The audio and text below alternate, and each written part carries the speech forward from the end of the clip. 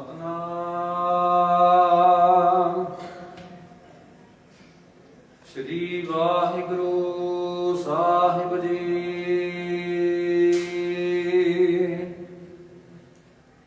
ਘਰ ਦੂਜਾ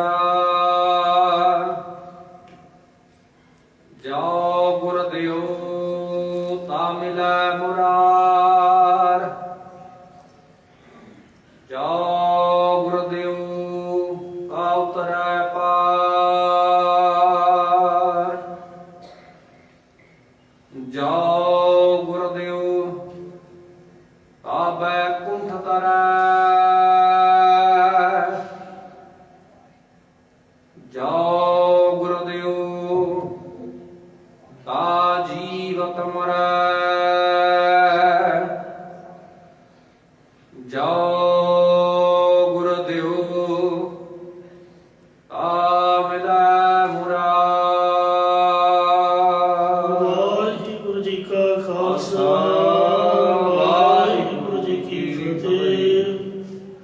ਕੋਟ ਬ੍ਰਹਮੰਡਾਂ ਦੇ ਮਾਲਕ ਜੁਗੋ ਜੁਗੀ ਅਟਲ ਸ਼ਬਦਾ ਅਵਤਾਰ ਦਸਾਂ ਪਾਤਸ਼ਾਹੀਆਂ ਦੀ ਆਤਮਿਕ ਜੋਤ ਧੰਨ ਧੰਨ ਸਤਿਗੁਰੂ ਸ੍ਰੀ ਗੁਰੂ ਗ੍ਰੰਥ ਸਾਹਿਬ ਸੱਚੇ ਪਾਤਸ਼ਾਹ ਜੀ ਮਹਾਰਾਜ ਜੀ ਦੀ ਪਵਿੱਤਰ ਪਾਵਨ ਹਜ਼ੂਰੀ ਦੇ ਵਿੱਚ ਜੁੜਮਨ ਬੈਠੀ ਗੁਰੂ ਰੂਹ ਗੁਰੂ ਖਾਲਸਾ ਸਾਧ ਸੰਗਤ ਜੀਓ। ਆਓ ਬੜੇ ਪਿਆਰ ਅਰ ਸਤਿਕਾਰ ਦੇ ਨਾਲ ਅੰਮ੍ਰਿਤ ਬਾਣੀ ਹਰ ਹਰ ਤੇਰੀ ਸੁਣ ਸੁਣ ਹੋਵੇ ਪਰਮ ਗਤ ਮੇਰੀ। ਜਲਨ ਬੁਝੀ ਸੀਤਲ ਹੋਏ ਮਨੁਆ ਸਤਿਗੁਰ ਕਾ ਦਰਸ਼ਨ ਪਾਏ ਜੀਓ। ਸਤਿਗੁਰਾਂ ਦੀ ਪਵਿੱਤਰ ਅੰਮ੍ਰਿਤ ਬਾਣੀ ਦੀ ਕਥਾ ਵਿਚਾਰ ਵਿਆਖਿਆ ਸੋ ਸਰਵਣ ਕਰਕੇ ਲਾਭ ਪ੍ਰਾਪਤ ਕਰੋ ਜੀ। ਇੱਕ ਵਾਰ ਉਚਾਰਨ ਕਰੋ ਸਤਨਾਮ ਸ੍ਰੀ ਵਾਹਿਗੁਰੂ ਜੀ। ਸਤਨਾਮ ਸ੍ਰੀ ਵਾਹਿਗੁਰੂ ਸਾਹਿਬ ਜੀ। ਘਰ ਦੂਜਾ ਭੈਰੋਂ ਰਾਗ ਦੇ ਵਿੱਚ ਭਗਤ ਨਾਮਦੇਵ ਜੀ ਇਹ ਪਾਵਨ ਸ਼ਬਦ ਦੂਜੇ ਘਰ ਵਿੱਚ ਉਚਾਰਨ ਕਰਕੇ ਗੁਰੂ ਜੀ ਦੀ ਉਸਤਤੀ ਕਰਦੇ ਹਨ। ਜਾਓ ਗੁਰ ਦਿਓ ਤਾ ਮਿਲੈ ਮੁਰਾਰ। ਇਹ ਭਾਈ ਜਦੋਂ ਪੂਜਨੀਕ ਗੁਰੂ ਦੀ ਕਿਰਪਾ ਹੁੰਦੀ ਹੈ ਤਦੋਂ ਮੁਰਾਰੀ ਪ੍ਰਮਾਤਮਾ ਮਿਲ ਪੈਂਦਾ ਹੈ। ਜਾਓ ਗੁਰ ਦਿਓ ਤਾ ਉਤਰੈ ਪਾਰ। ਜੇਕਰ ਪੂਜਨੀਕ ਗੁਰੂ ਦੀ ਕਿਰਪਾ ਪ੍ਰਾਪਤ ਹੋ ਜਾਵੇ ਤਾਂ ਜੀਵ ਸੰਸਾਰ ਸਮੁੰਦਰ ਤੋਂ ਪਾਰ ਮੁਕਤੀ ਰੂਪ ਕਿਨਾਰੇ ਤੇ ਉਤਰ ਜਾਂਦਾ ਹੈ। ਜਾਓ ਗੁਰ ਦਿਓ ਤਾ ਬੈਕੁੰਠ ਤਰੈ। ਜੇਕਰ ਪੂਜਨੀ ਗੁਰਾਂ ਦੀ ਕਿਰਪਾ ਪ੍ਰਾਪਤ ਹੋ ਜਾਵੇ ਤਾਂ ਜੀਵ ਸੰਸਾਰ ਤੋਂ ਤਰ ਕੇ ਬੈਕੁੰਠ ਵਿੱਚ ਪਹੁੰਚ ਜਾਂਦਾ ਹੈ ਜਾਂ ਬੈਕੁੰਠ ਤੋਂ ਹੀ ਤਰ ਜਾਂਦਾ ਹੈ। ਭਾਵ ਬੈਕੁੰਠ ਨੂੰ ਵੀ ਹੇਠਾਂ ਸਮਝਣ ਲੱਗ ਪੈਂਦਾ ਹੈ। ਜਾਓ ਗੁਰ ਦਿਓ ਤਾ ਜੀਵਤ ਮਰੈ। ਜਦੋਂ ਪੂਜਨੀਕ ਗੁਰਾਂ ਦੀ ਕਿਰਪਾ ਹੋ ਜਾਏ ਤਾਂ ਮਨੁੱਖ ਜੀਵਤ ਭਾਵ ਵੱਲੋਂ ਮਰ ਜਾਂਦਾ ਹੈ। ਸਤ ਸਤ ਸਤ ਸਤ ਸਤ ਗੁਰਦੇਵ। ਇਹ ਭਾਈ ਸੱਚੇ ਅਤੇ ਪੂਜਨੀਕ ਸਤਿਗੁਰੂ ਜੀ ਪਿੱਛੇ ਭੂਤਕਾਲ ਵਿੱਚ ਵੀ ਸੱਚ ਸਰੂਪ ਸਨ, ਹੁਣ ਵਰਤਮਾਨ ਸਮੇਂ ਵਿੱਚ ਵੀ ਸੱਚ ਸਰੂਪ ਹਨ, ਅੱਗੇ ਭਵਿੱਖਤ ਕਾਲ ਵਿੱਚ ਵੀ ਸੱਚ ਸਰੂਪ ਰਹਿਣਗੇ। ਜਾਂ ਪੂਜਨੀਕ ਸਤਿਗੁਰੂ ਜੀ ਚੌਹਾਂ ਯੁੱਗਾਂ ਵਿੱਚ ਸਤ ਸਰੂਪ ਹਨ। ਝੂਠ ਝੂਠ ਝੂਠ ਝੂਠ ਆਨ ਸਭ ਸੇਵਾ। ਗੁਰਾਂ ਤੋਂ ਬਿਨਾਂ ਹੋਰ ਦੇਵੀ ਦੇਵਤਿਆਂ ਦੀ ਸਾਰੀ ਸਾਰੀ ਸੇਵਾ ਟਹਿਲ ਕਰਨੀ। ਸਤਿਯੁਗ ਵਿੱਚ ਵੀ ਝੂਠੀ ਸੀ, ਤ੍ਰੇਤੇ ਵਿੱਚ ਵੀ ਝੂਠੀ ਸੀ, ਦੁਆਪਰ ਵਿੱਚ ਵੀ ਝੂਠੀ ਸੀ, ਅਤੇ ਹੁਣ ਕਲਯੁਗ ਵਿੱਚ ਵੀ ਝੂਠੀ ਹੈ। ਜਾਂ ਚੌਹਾਂ ਖਾਣੀਆਂ ਅੰਦਰ ਵੀ ਕਿਸੇ ਹੋਰ ਦੀ ਸੇਵਾ ਕਰਨੀ ਸਾਰੀ ਝੂਠੀ ਹੋਈ ਹੈ। ਇਹ ਨਿਸ਼ਚੈ ਕਰੋ ਇਹ ਸਭ ਝੂਠੀ ਹੋਈ ਹੈ। ਵਿਸ਼ਰਾਮ ਦੇ ਕਰ ਫੁਰਮਾਨ ਕਰਦੇ ਨੇ। ਜਾਓ ਗੁਰਦੇਵ ਤਾ ਨਾਮ ਦ੍ਰਿੜਾਵੈ। ਜੇਕਰ ਪੂਜਨੀ ਗੁਰਾਂ ਦੀ ਕਿਰਪਾ ਦ੍ਰਿਸ਼ਟੀ ਹੋ ਜਾਵੇ ਤਾਂ ਗੁਰੂ ਜੀ ਪਰਮਾਤਮਾ ਦਾ ਨਾਮ ਹਿਰਦੇ ਅੰਦਰ ਪ੍ਰਪੱਕ ਕਰਵਾ ਦਿੰਦੇ ਹਨ। ਜਾਓ ਗੁਰਦੇਵ ਨਾ ਦਹੈ ਦੀ ਸਤਾਵੈ। ਜੇਕਰ ਪੂਜਨੀਕ ਗੁਰਾਂ ਦੀ ਕਿਰਪਾ ਦ੍ਰਿਸ਼ਟੀ ਹੋ ਜਾਵੇ ਤਾਂ ਮਨ ਪ੍ਰਤੱਖ ਜਾਂ ਇੰਦਰੀਆਂ ਦੇ ਵਿਸ਼ੇ ਰੂਪ 10 ਦਿਸ਼ਾਵਾਂ ਵਿੱਚ ਦੌੜਦਾ ਨਹੀਂ ਹੈ। ਜਾਓ ਗੁਰਦੇਵ ਪੰਚ ਤੇ ਦੂਰ। ਜੇਕਰ ਪੂਜਨੀਕ ਗੁਰਾਂ ਦੀ ਕਿਰਪਾ ਦ੍ਰਿਸ਼ਟੀ ਹੋ ਜਾਵੇ ਤਦੋਂ ਮਨੁੱਖ ਪੰਜਾਂ ਵਿਕਾਰਾਂ ਤੋਂ ਦੂਰ ਪਰੇ ਹੋ ਜਾਂਦਾ ਹੈ। ਜਾਓ ਗੁਰਦੇਵ ਨਾ ਮਰਬੋ ਝੂਰ। ਜੇਕਰ ਪੂਜਨੀਕ ਗੁਰਾਂ ਦੀ ਕਿਰਪਾ ਦ੍ਰਿਸ਼ਟੀ ਹੋ ਜਾਵੇ ਤਾਂ ਜੀਵ ਚੁਰ ਚੁਰ ਕੇ ਨਹੀਂ ਮਰਦਾ, ਭਾਵ ਸਾਰੇ ਝੋਰਿਆਂ ਤੋਂ ਰਹਿਤ ਹੋ ਜਾਂਦਾ ਹੈ। ਜਾਓ ਗੁਰਦੇਵ ਤਾ ਅੰਮ੍ਰਿਤ ਬਾਣੀ। ਜੇਕਰ ਪੂਜਨੀਕ ਗੁਰਾਂ ਦੀ ਕਿਰਪਾ ਦ੍ਰਿਸ਼ਟੀ ਹੋ ਜਾਵੇ ਤਾਂ ਮਨੁੱਖ ਅੰਮ੍ਰਿਤ ਵਰਗੀ ਮਿੱਠੀ ਬਾਣੀ ਹੀ ਬੋਲਦਾ ਹੈ, ਜਾਂ ਉਸ ਦੀ ਬਾਣੀ ਵਿੱਚ ਅੰਮ੍ਰਿਤ ਸਰੂਪ ਹਰੀ ਵਸ ਜਾਂਦਾ ਹੈ। ਜਾਓ ਗੁਰਦੇਵ ਤਾਇਆ ਕਥ ਕਹਾਣੀ। ਜੇਕਰ ਪੂਜਨੀਕ ਗੁਰਾਂ ਦੀ ਕਿਰਪਾ ਦ੍ਰਿਸ਼ਟੀ ਹੋ ਜਾਵੇ ਤਾਂ ਮਨੁੱਖ ਕਥਨ ਤੋਂ ਰਹਿਤ ਪ੍ਰਭੂ ਦੀ ਸਰੂਪ ਲਖਣਾਂ ਵਾਲੀ ਤਟਸਥੀ ਲਖਣਾਂ ਵਾਲੀ ਕਥਾ ਕਹਾਣੀ ਨੂੰ ਉਚਾਰਨ ਕਰਦਾ ਹੈ। ਜਾਓ ਗੁਰਦੇਵ ਤਾ ਅੰਮ੍ਰਿਤ ਦੇਹ। ਜੇਕਰ ਪੂਜਨੀਕ ਗੁਰਾਂ ਦੀ ਕਿਰਪਾ ਦ੍ਰਿਸ਼ਟੀ ਹੋ ਜਾਵੇ ਤਾਂ ਪੀਣ ਵਾਸਤੇ ਅੰਮ੍ਰਿਤ ਦੇਣਾ ਕਰਦੇ ਹਨ। ਜਾਓ ਗੁਰਦੇਵ ਨਾਮ ਜਪ ਲੈ। ਜਾਂ ਮ੍ਰਿਤੂ ਤੋਂ ਰਹਿਤ ਅਖੰਡ ਚੇਤਨ ਦੇਹੀ ਦੀ ਬਖਸ਼ਿਸ਼ ਕਰ ਦਿੰਦੇ ਨੇ। ਜੇਕਰ ਪੂਜਨੀਕ ਗੁਰਾਂ ਦੀ ਕਿਰਪਾ ਦ੍ਰਿਸ਼ਟੀ ਹੋ ਜਾਵੇ ਤਦੋਂ ਹੀ ਜੀਵ ਪਰਮਾਤਮਾ ਦਾ ਨਾਮ ਜਪ ਲੈਣਾ ਕਰਦਾ ਹੈ। ਜਾਓ ਗੁਰਦੇਵ ਭਵਨ ਤ੍ਰੈ ਸੁਜੈ। ਜੇਕਰ ਪੂਜਨੀਕ ਗੁਰਾਂ ਦੀ ਕਿਰਪਾ ਦ੍ਰਿਸ਼ਟੀ ਹੋ ਜਾਵੇ ਤਾਂ ਤਿੰਨਾਂ ਭਾਵਨਾ ਦੀ ਸਮਝ ਗਿਆਤ ਹੋ ਆਉਂਦੀ ਹੈ, ਜਾਂ ਤਿੰਨਾਂ ਭਾਵਨਾ ਵਿੱਚ ਪਰਮਾਤਮਾ ਪਰਿਪੂਰਨ ਦਿਸ ਆਉਂਦਾ ਹੈ, ਜਾਂ ਤਿੰਨ ਜਾਗਰਤ ਸੁਪਨ ਸੁਖੋਪਤ ਰੂਪ ਭਾਵਨਾ ਵਿੱਚ ਭਟਕਦੇ ਹੋਏ ਮਨ ਨੂੰ ਰੋਕਣ ਦੀ ਸੂਝ ਆ ਜਾਂਦੀ ਹੈ। ਜਾਓ ਗੁਰਦੇਵ ਊਚ ਪਾਤ ਬੁਝੈ। ਜੇਕਰ ਗੁਰਾਂ ਦੀ ਕਿਰਪਾ ਦ੍ਰਿਸ਼ਟੀ ਪ੍ਰਾਪਤ ਹੋ ਜਾਵੇ ਤਦ ਤੁਰਿਆ ਪਦ ਰੂਪ ਉੱਚੀ ਪਦਵੀ ਨੂੰ ਬੁੱਝ ਲਈਦਾ ਹੈ। ਜਾਓ ਗੁਰਦੇਵ ਕਾਸੀਸ ਆਕਾਸ। ਜੇਕਰ ਪੂਜਨੀ ਗੁਰਾਂ ਦੀ ਕਿਰਪਾ ਦ੍ਰਿਸ਼ਟੀ ਹੋ ਜਾਵੇ ਤਾਂ ਸਿਰ ਆਕਾਸ਼ ਤੱਕ ਉੱਚਾ ਹੋ ਜਾਂਦਾ ਹੈ। ਜਾਓ ਗੁਰਦੇਵ ਸਦਾ ਸਾਬਾਸ। ਸਿਰ ਉੱਚਾ ਹੋਣ ਤੋਂ ਭਾਵ ਕੁੱਲ ਸੰਸਾਰ ਵਿੱਚ ਜਸ ਫੈਲ ਜਾਂਦਾ ਹੈ। ਸ਼੍ਰੋਮਣੀ ਚਿਦ ਆਕਾਸ਼ ਦੀ ਪ੍ਰਾਪਤੀ ਹੋ ਜਾਂਦੀ ਹੈ। ਜਿਸ ਵਿਰਾਟ ਸਰੂਪ ਦਾ ਸਿਰੀ ਆਕਾਸ਼ ਹੈ ਉਸ ਸਰੂਪ ਦੇ ਦੀਦਾਰ ਹੋ ਜਾਂਦੇ ਨੇ। ਜੇਕਰ ਪੂਜਨੀ ਗੁਰਾਂ ਦੀ ਕਿਰਪਾ ਦ੍ਰਿਸ਼ਟੀ ਹੋ ਜਾਵੇ ਤਦੋਂ ਹਮੇਸ਼ਾ ਧਨਤਾ ਦੇ ਯੋਗ ਹੋ ਜਾਈਦਾ ਹੈ। ਜਾਓ ਗੁਰਦੇਵ ਸਦਾ ਬੈਰਾਗੀ। ਜੇਕਰ ਪੂਜਨੀ ਗੁਰਾਂ ਦੀ ਕਿਰਪਾ ਦ੍ਰਿਸ਼ਟੀ ਹੋ ਜਾਵੇ ਤਾਂ ਮਨ ਹਮੇਸ਼ਾ ਹੀ ਸੰਸਾਰ ਦੇ ਵਿਸ਼ਿਆਂ ਵੱਲੋਂ ਮੋਹ ਵੱਲੋਂ ਵੈਰਾਗਮਾਨ ਹੋ ਜਾਂਦਾ ਹੈ। ਜਾਓ ਗੁਰਦੇਵ ਪਰ ਨਿੰਦਾ ਤਿਆਗੀ। ਜੇਕਰ ਪੂਜਨੀ ਗੁਰਾਂ ਦੀ ਕਿਰਪਾ ਦ੍ਰਿਸ਼ਟੀ ਹੋ ਜਾਵੇ ਤਾਂ ਪਰਾਈ ਅਪਕੀਰਤੀ ਕਰਨ ਵਾਲੀ ਆਦਤ ਛੱਡ ਦੇਈਦੀ ਹੈ। ਜਾਓ ਗੁਰਦੇਵ ਬੁਰਾ ਭਲਾਏ। ਜੇਕਰ ਪੂਜਨੀ ਗੁਰਾਂ ਦੀ ਕਿਰਪਾ ਦ੍ਰਿਸ਼ਟੀ ਹੋ ਜਾਵੇ ਤਾਂ ਮੰਦਾ ਚੰਗਾ ਇੱਕ ਸਮਾਨ ਹੀ ਦ੍ਰਿਸ਼ਟੀ ਵਿੱਚ ਆਉਂਦਾ ਹੈ। ਕੋਈ ਭਲਾ ਕਹੋ ਭਾਵੇਂ ਬੁਰਾ ਕਹੋ, ਹਮ ਤਨ ਦਿਓ ਹੈ ਢਾਰ।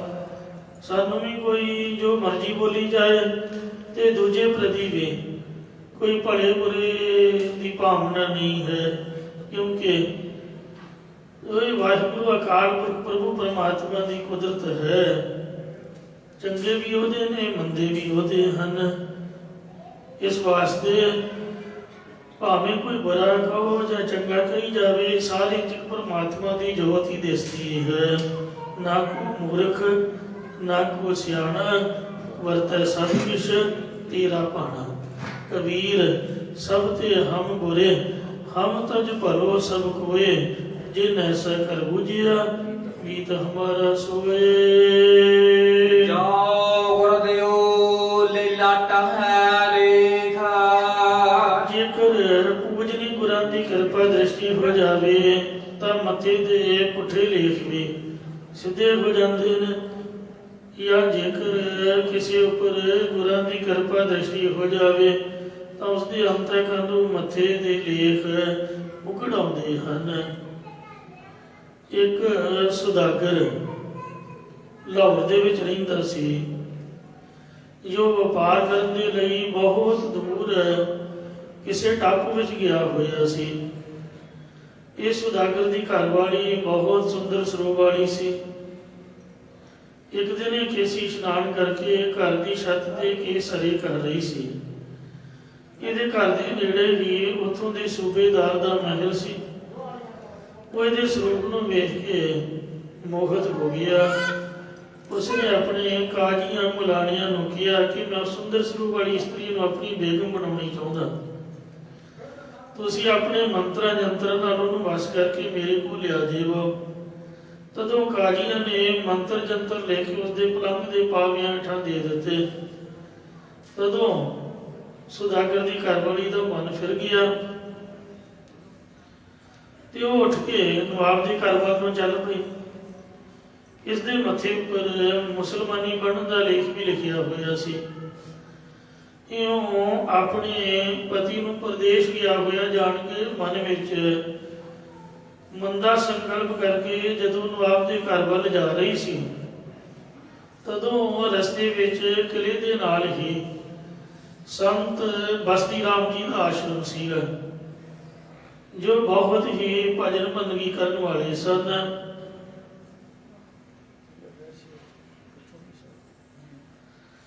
ਇਸ ਸੁਦਾਗਰ ਦੀ ਇਸਤਰੀ ਨੇ ਸੋਚਿਆ ਕਿ ਮੈਂ ਜਾਂਦੀ ਜਾਂਦੀ ਸੰਤਾਂ ਨੂੰ ਮੱਥਾ ਹੀ ਟੇਕ ਚੱਲਦੀ ਹਾਂ। ਜਦੋਂ ਇਹ ਸੰਤ ਬਸਤੀ ਰਾਮ ਜੀ ਕੋਲ ਗਈ ਤਾਂ ਉਹਨਾਂ ਨੇ ਦੇਖਿਆ ਕਿ ਆਪਣੇ ਪਤ ਵਰਤਾ ਧਰਮ ਤੋਂ ਡਿੱਗਣ ਤੇ ਮੁਸਲਮਾਨੀ ਬਣ ਜਾ ਰਹੀ ਹੈ। ਇਹ ਇਸ ਦੇ ਲਈ ਠੀਕ ਨਹੀਂ ਹੈ। ਤਦੋਂ ਸੰਤਾਂ ਨੇ ਸਤਨਾਮ ਸ੍ਰੀ ਵਾਹਿਗੁਰੂ ਕਹਾ ਕੇ ਸੰਗਤ ਦੀ ਚਰਨ ਧੂੜ ਉਹਦੇ ਮੱਥੇ ਉੱਪਰ ਲਾ ਦਿੱਤੀ, ਜਿਸ ਕਰਕੇ ਉਹਦੇ ਮੱਥੇ ਉੱਪਰ ਲਿਖਿਆ ਹੋਇਆ ਬੁਰਾ ਲੇਖ ਮਿਟ ਗਿਆ। ਉਹਨੂੰ ਆਪਣੇ ਆਪ ਉੱਪਰ ਬਹੁਤ ਸ਼ਰਮ ਆਈ ਕਿ ਮੈਂ ਬਹੁਤ ਵੱਡਾ ਗੁਨਾਹ ਕਰਨ ਜਾ ਰਹੀ ਸੀ। ਫਿਰ ਉਹਨੇ ਬੇਨਤੀ ਕੀਤੀ ਕਿ ਮਹਾਤਮਾ ਜੀ ਤੁਸੀਂ ਮੇਰੀ ਰੱਖਿਆ ਕਰੋ। ਤਦੋਂ ਮਹਾਤਮਾ ਨੇ ਕਿਹਾ, ਬੀਬੀ ਤੂੰ ਮੂਲ ਮੰਤਰ ਦਾ ਪਾਠ ਕਰਿਆ ਕਰ, ਫਿਰ ਤੇਰੇ ਉੱਪਰ ਕਿਸੇ ਮੰਤਰ ਜੰਤਰ ਦਾ ਜ਼ੋਰ ਨਹੀਂ ਚੱਲੇਗਾ। ਕਿਉਂ ਸੁਦਾਗਰ ਦੀ ਇਸਤਰੀ ਆਪਣੇ ਘਰ ਵਿੱਚ ਵਾਪਸ ਆ ਗਈ। ਉਧਰ ਨਵਾਬ ਨੇ ਆਪਣੇ ਕਾਜੀਆਂ ਪਾਸੋਂ ਮੰਤਰਾਂ ਜੰਤਰਾਂ ਦਾ ਬਹੁਤ ਜ਼ੋਰ ਪਵਾਇਆ, ਪਰ ਉਹ ਸੁਦਾਗਰ ਦੀ ਘਰਵਾਲੀ ਉੱਪਰ ਕੋਈ ਅਸਰ ਨਾ ਹੋਇਆ। ਸਗੋਂ ਮੰਤਰ ਜੰਤਰ ਉਲਟ ਕੇ ਉਹਨਾਂ ਦੇ ਉੱਪਰ ਹੀ ਪੈ ਗਏ। ਜਿਨ ਸੰਧਿਆ ਤੇ ਸਿਰ ਮਾਰ, ਤੇ ਫਿਰ ਉਲਟੂ ਤਸੈ ਲਗਾਵੇ ਕੋ, ਉਹ ਉਲਟ ਕੇ ਕਾਜ਼ੀਆਂ ਦੇ ਉੱਪਰ ਹੀ ਪੈ ਕੇ ਉਹਨਾਂ ਨੂੰ ਅੱਗ ਲੱਗ ਗਈ। ਉਹ ਤੋਬਾ ਕਰਨ ਲੱਗ ਪਏ। ਸੋ ਇੰਜ ਸਤਿਗੁਰਾਂ ਦੇ ਪਿਆਰਿਆਂ ਨੇ ਸਿਮਰਨ ਦੇ ਬਲ ਨਾਲ ਤੇ ਸੰਗਤ ਦੀ ਚਰਨ ਧੂੜੀ ਨਾਲ ਉਹਦੇ ਮੱਥੇ ਦੇ ਲੇਖ ਭੇਟ ਦਿੱਤੇ। ਜਾਓ ਗੁਰਦੇਵ ਕੰਦ ਨਹੀਂ ਰਾ। ਜੇਕਰ ਪੂਜਨੀ ਗੁਰਾਂ ਦੀ ਕਿਰਪਾ ਦ੍ਰਿਸ਼ਟੀ ਹੋ ਜਾਵੇ ਤਾਂ ਜੀਵ ਦਾ ਕੰਦ ਨਾਮ ਹੈ ਸਰੀਰ ਦਾ। ਇਹ ਸਰੀਰ ਵਿਕਾਰਾਂ ਦੇ ਵਿੱਚ ਫਸ ਕੇ ਫਿਰ ਨਾਸ਼ ਨਹੀਂ ਹੁੰਦਾ, ਜਾਂ ਜੀਵ ਮੁੜ ਸਰੀਰਾਂ ਵਿੱਚ ਪੈ ਕੇ ਨਾਸ਼ ਨਹੀਂ ਹੁੰਦਾ। ਭਾਵ ਉਸ ਨੂੰ ਅਖੰਡ ਚੇਤਨ ਦੇਹ ਦੀ ਪ੍ਰਾਪਤੀ ਹੋ ਜਾਂਦੀ ਹੈ। ਜਾ ਗੁਰਦੇਵ ਦੇਹੁਰਾ ਫਿਰੈ। ਪਰਸੋਂ ਹੀ ਆਪਨੇ ਦੇਹੁਰੀ ਵਾਲਾ ਸ਼ਬਦ ਸੁਣਿਆ ਸੀ। ਜਿਉਂ ਜਿਉਂ ਨਾਮਾ ਹਰ ਗੁਣ ਉਚਰੈ, ਭਗਤ ਜਨਾ ਕਉ ਦੇਹੁਰਾ ਫਿਰੈ। ਫੇਰ ਦਿਆ ਦੇਹੁਰਾ ਨਾਮੇ ਕੋ ਪੰਡਿਯਨ ਕੋ ਪਿਛਵਾਰਦਾ। ਅਹੰਕਾਰੀਆਂ ਨਿੰਦਕਾਂ ਬੈਠਦੇ ਨਾਮਦੇਵ ਮੁਖ ਲਾਇਆ। ਭਗਤ ਨਾਮਦੇਵ ਜੀ ਦੀ ਸਾਖੀ ਬਹੁਤ ਪ੍ਰਸਿੱਧ ਹੈ। ਜਿਹੜੇ ਭਗਤ ਨਾਮਦੇਵ ਜੀ ਨੇ ਇਹ ਹੋਏ ਮਹਾਰਾਸ਼ਟਰ ਵਿੱਚ ਹਨ। ਜਨਮ ਇਹਨਾਂ ਦਾ ਨਰਸੀ ਬਾਹਮਣੀ ਦਾ ਹੈ। ਜਿਹੜੀ ਦੇਹੁਰੇ ਫੇਰਨ ਵਾਲੀ ਸਾਖੀ ਹੈ ਇਹ ਔਂਡਾ ਸ਼ਹਿਰ ਦੀ ਹੈ। ਜਦੋਂ ਜਿਹੜਾ ਨਾਸਿਕ ਸ਼ਹਿਰ ਹੈ, ਨਾਸਿਕ ਇੱਕ ਪਾਸੇ ਤਾਂ ਬੰਬੇ ਨੂੰ ਨਿਕਲ ਗਈ ਸੜਕ, ਨਾਸਿਕ ਤੋਂ ਸੜਕ ਪਾੜਦੀ ਹੈ, ਇੱਕ ਹਜੂਰ ਸਾਹਿਬ ਨੂੰ ਆ ਗਈ। ਹਜੂਰ ਸਾਹਿਬ ਤੋਂ 60 ਕਿਲੋਮੀਟਰ ਉਰੇ ਸੱਜੇ ਪਾਸੇ ਤਾਂ ਹਜੂਰ ਸਾਹਿਬ ਨੂੰ ਚਲੀ ਗਈ, ਖੱਬੇ ਪਾਸੇ ਔਂਡਾਪੁਰ ਨੂੰ ਜਾਂਦੀ ਹੈ। ਜਿਹੜਾ ਔਂਡਾ ਨਗਰ ਹੈ ਉੱਥੇ ਨਾਗਨਾਥ ਦਾ ਮੰਦਿਰ ਹੈ,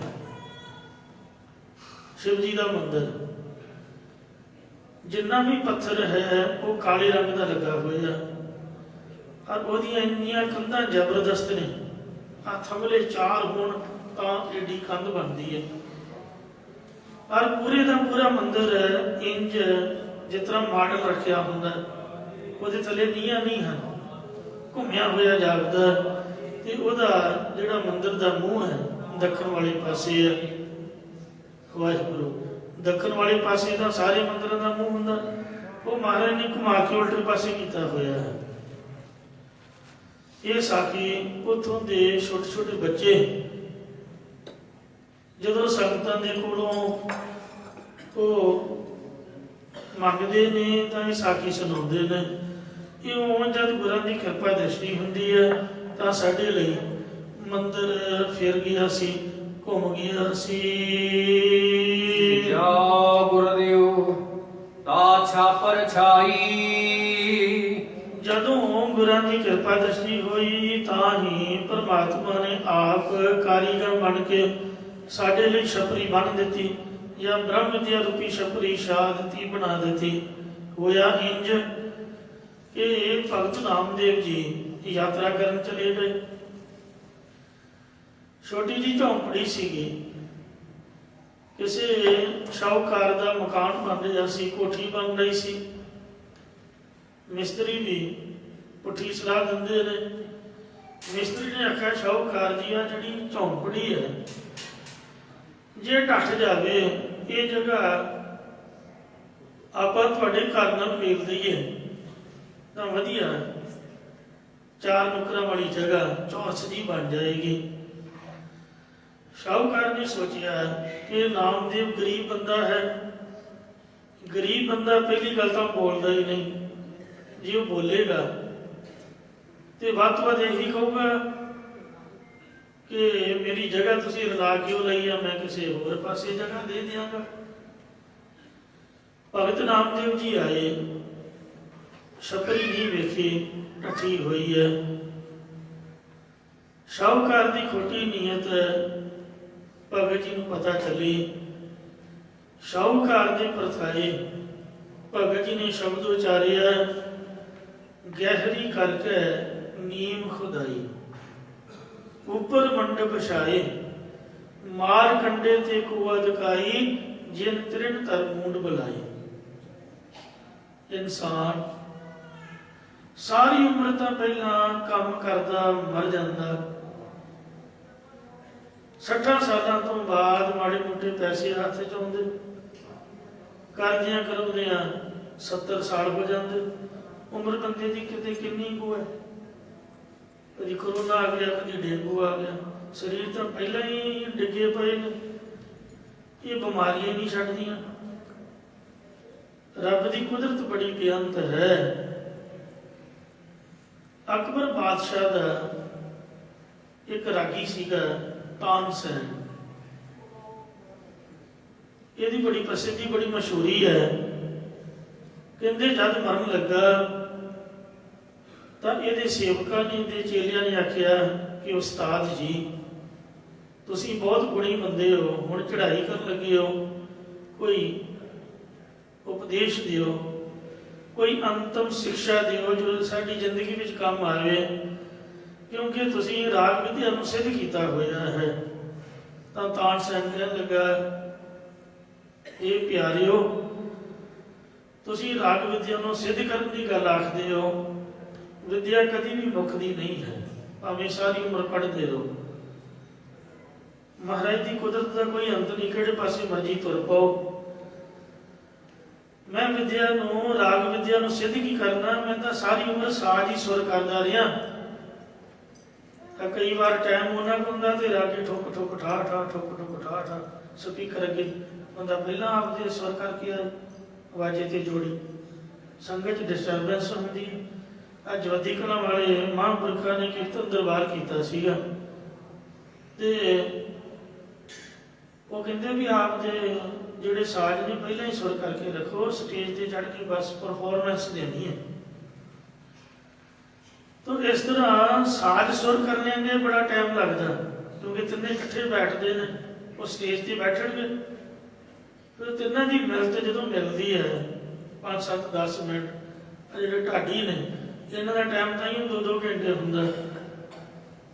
ਆ ਜਿਹੜੇ ਢੋਲਕੀ, ਚਿਮਟੀਆਂ ਵਾਲੇ, ਛੈਣਿਆਂ ਵਾਲੇ, ਧਾਰਕਾਂ ਵਾਲੇ ਨੇ ਗੁਰਮੁਖ, ਅੱਧਾ ਘੰਟਾ ਤਾਂ ਉਹ ਪਹਿਲਾਂ ਮੰਗਲ ਤੇ ਲਾ ਦਿੰਦੇ ਨੇ, ਉਹ ਆਪਦੀਆਂ ਸੁਰਾਂ ਨੂੰ ਸੈੱਟ ਕਰਦੇ, ਉਹਦੇ ਤੋਂ ਬਾਅਦ ਫਿਰ ਸਤੋਤਰ ਪੜ੍ਹਦੇ। ਤਾਂ ਇੰਝ ਅੱਗੋਂ ਪਿੱਛੋਂ ਸਮਾਂ ਕਾਫੀ ਲੱਗ ਜਾਂਦਾ। ਤਾਨਸੈਨ ਨੇ ਇਹੀ ਸਿੱਖਿਆ ਦਿੱਤੀ, ਕਹਿੰਦੇ ਸਾਰੀ ਉਮਰ ਤਾਂ ਮੈਂ ਆਪਦੇ ਸਾਜ਼ ਹੀ ਸੁਰ ਕਰਦਾ ਰਿਹਾ, ਜਦ ਗਾਉਣ ਦਾ ਟਾਈਮ ਆਇਆ ਤਾਂ ਮਹਾਰਾਜ ਨੇ ਮੈਨੂੰ ਸੱਦਾ ਪੱਤਰ ਭੇਜ ਦਿੱਤਾ ਕਿ ਉਹ ਬੰਦੇ ਦੀ ਉਮਰ ਕੋਈ ਬਹੁਤੀ ਜ਼ਿਆਦਾ ਨਹੀਂ ਹੈ, ਐਸੇ ਘਰ ਹਮ ਬਹੁਤ ਵਸਾਈ। ਪਹਿਲਾਂ ਪਿੰਡ ਪਾਇਆ, ਫਿਰ ਸ਼ਹਿਰ ਪਾਇਆ, ਫਿਰ ਜਿੱਥੇ ਡਿਊਟੀ ਉੱਥੇ ਪਾਇਆ, ਜਿੱਥੇ ਗਏ ਉੱਥੇ ਅਲਮਾਰੀਆਂ, ਕੱਪੜੇ ਅਜੇ ਵੀ ਪਏ ਹੋਏ, ਪੋਥੀਆਂ, ਫੋਨ ਆਉਂਦਾ ਕਿ ਕਦੋਂ ਆਓਗੇ, ਕਿ ਇਹਨੂੰ ਕਹੀਦਾ ਵੀ ਵਰਤਾ ਦੇ, ਚੁੱਕਿਆ ਨਹੀਂ ਜਾਂਦਾ ਸਮਾਨ। ਤੇ ਇਸ ਵਾਸਤੇ ਮਹਾਰਾਜ ਨੇ ਆ ਵੇਖੋ, ਆ ਜਿਹੜਾ ਲਾਲ ਕਿਲ੍ਹਾ ਹੈ ਦਿੱਲੀ ਦੇ ਚਾਂਦਨੀ ਚੌਂਕ ਦੇ ਵਿੱਚ, ਉਹ ਲੋਕ ਜਿਹੜੇ ਹੰਕਾਰੀ ਸਿੰਘਾਸਨ ਤੇ ਬੈਠ ਕੇ ਨਾਵੇਂ ਪਾਤਸ਼ਾਹ ਦੇ ਹੁਕਮ ਚਾੜਦੇ ਸੀਗੇ, ਗੁਰੂ ਮਹਾਰਾਜ ਦੇ ਪਾਵਨ ਸਥਾਨ ਤੇ ਤਾਂ ਵੇਖੋ ਕਥਾ ਹੋ ਰਹੀ ਹੈ, ਕੀਰਤਨ ਹੋ ਰਿਹਾ, ਸੰਗਤਾਂ ਨਤਮਸਤਕ ਹੁੰਦੀਆਂ ਨੇ। ਆ ਜਿਹੜੇ ਗੋਰੇ ਸੀਗੇ, ਹਾਂਗਕਾਂਗ ਦੇ ਵਿੱਚ ਮੈਂ ਵੇਖਿਆ ਵੀ ਸਮੁੰਦਰ ਦੇ ਕਿਨਾਰੇ ਤੇ ਉਹ ਜਾਣ ਲੱਗਿਆ ਮੋਟੇ ਮੋਟੇ ਗਲੇਡੂ ਸੁੱਟ ਕੇ ਰੋ ਪਏ। ਜਿੱਥੇ ਬੰਦਾ 100 ਸਾਲ ਰਿਹਾ ਹੋਵੇ, ਫਿਰ ਰਾਜ ਕੀਤਾ ਹੋਵੇ, ਉਹ ਜਗ੍ਹਾ ਛੱਡਣ ਨੂੰ ਕਿੱਥੇ ਜੀ ਕਰਦਾ। ਚਾਈਨਾ ਨੇ ਲੀਜ਼ ਤੇ ਦਿੱਤਾ ਸੀ, ਪੈਸੇ ਕਰਜ਼ਾ ਲੈ ਗਿਆ, ਕਹਿੰਦੇ ਲਿਆਓ ਬਈ, ਉਹ ਜਾਂਦੀ ਬਾਕੀ ਰੋ ਕੇ ਗਏ। ਕਲਪ ਗਿਆ ਆਪਦੀ ਲਿਖਤ, ਕਹਿੰਦੇ ਵੀ 100 ਸਾਲ ਤੱਕ ਸਾਡਾ ਕਾਨੂੰਨ ਰਹੇਗਾ, 50 ਸਾਲ ਤੱਕ ਰਹੇਗਾ। 25 ਸਾਲ ਉਹਦੇ ਹੋ ਗਏ, 25 ਰਹਿ ਗਏ ਨੇ। ਤੇ ਸਮੁੰਦਰ ਦੇ ਕਿਨਾਰੇ ਤੇ ਆਪ ਦੀ ਯਾਦ ਦੇ ਵਿੱਚ ਜਿੱਥੇ ਮੀਟਿੰਗਾਂ ਕਾਨਫਰੰਸ ਕਰਦੇ ਹੁੰਦੇ, ਸ਼ੀਸ਼ੇ ਵਾਲੀ ਬਿਲਡਿੰਗ ਬਣਾ ਕੇ ਗਏ, ਜਹਾਜ਼ ਨੁਮਾ। ਆ ਵੇਖੋ ਗਵਾਲੀਅਰ ਦਾ ਕਿਲਾ ਜਿਹਦਾ ਅੱਜ ਦਾ ਇਤਿਹਾਸ ਹੈ, ਜਿੱਥੇ 52 ਰਾਜੇ ਕੈਦ ਹੋਏ ਸੀ, ਉੱਥੇ ਤਾਂ ਖੰਡਰਾਤ ਪਏ ਨੇ। ਮੈਂ ਤਾਂ ਹਮੇਸ਼ਾ ਹੀ ਆਪਦੇ ਕੋਠੇ ਤੇ ਚੜ੍ਹ ਕੇ ਸੁਹਾਣੇ ਦੇ ਕਿਲੇ ਵੱਲ ਵੇਖਦਾ ਰਹਿੰਦਾ। ਇਹਨਾਂ ਵਿੱਚ ਰਹਿਣ ਵਾਲੇ ਇਹ ਕੋਈ ਮਖੌਲ ਤੇ ਜਾਂ ਕੋਈ ਕਿਸੇ ਦੇ ਕਮੈਂਟ ਵਾਲਾ ਬਚਨ ਨਹੀਂ ਹੈ, ਕੁਦਰਤੀ ਪ੍ਰਕਰਨ ਵੈਰਾਗਮਈ ਹੈ। ਸਾਡਾ ਵੀ ਇਸੇ ਤਰ੍ਹਾਂ ਹੀ ਹੈ। ਐਸੇ ਘਰ ਹਮ ਬਹੁਤ ਬਸਾਏ ਜਬ ਹਮ ਰਾਮ ਗਰਭ ਹੋਏ ਆਏ। ਪਹਿਲਾ ਤਾਂ ਘਰ ਉਹ ਹੈ ਜੋ ਸਾਨੂੰ ਮਹਾਰਾਜ ਨੇ ਸਰੀਰ ਦਿੱਤਾ ਜੀਵ ਆਤਮਾ ਨੂੰ ਰਹਿਣ ਵਾਸਤੇ। ਇਹ ਇੱਕੋ ਹੀ ਨਹੀਂ ਹੈ, ਪਤਾ ਨਹੀਂ ਕਿੰਨੇ ਜਦੋਂ ਦਾ ਸੰਸਾਰ ਬਣਿਆ ਕਿੰਨੀਆਂ ਜੂਨਾਂ ਦੇ ਵਿੱਚ ਕਿੰਨੇ ਸਰੀਰਾਂ ਦੇ ਵਿੱਚ ਇਹ ਆਤਮਾ ਜਿਹੜੀ ਭਟਕਦੀ ਆਈ ਹੈ। ਹੁਣ ਇਸ ਤੋਂ ਅੱਗੇ ਵੀ ਕੋਈ ਪਤਾ ਨਹੀਂ। ਪਰ ਦੂਜਾ ਘਰ ਉਹ ਹੈ ਜੋ ਮਾਤਾ ਦਾ ਉਦਰ ਸਾਡੇ ਸਰੀਰ ਨੂੰ ਰਹਿਣ ਵਾਸਤੇ ਦਿੱਤਾ। ਸਾਡਾ ਘਰ ਜੋ ਸਰੀਰ ਆਤਮਾ ਦਾ ਤੇ ਸਰੀਰ ਦਾ ਘਰ ਮਾਤਾ ਦਾ ਉਦਰ ਤੀਸਰਾ ਜਿਸ ਘਰ ਵਿੱਚ ਸਾਡਾ ਜਨਮ ਹੋਇਆ, ਜਿੱਥੇ ਆਪਾਂ ਰਹਿ ਰਹੇ ਹਾਂ। ਤੇ ਚੌਥਾ ਘਰ ਆ ਹੈ ਤੇ ਪੰਜਵਾਂ ਅੱਗੇ ਮਰ ਕੇ ਜਿੱਥੇ ਜਾਣਾ ਹੈ। तो इस वास्ते ऐसे कर हम बहुत बसाए जब हम राम गर्भ हो जाए।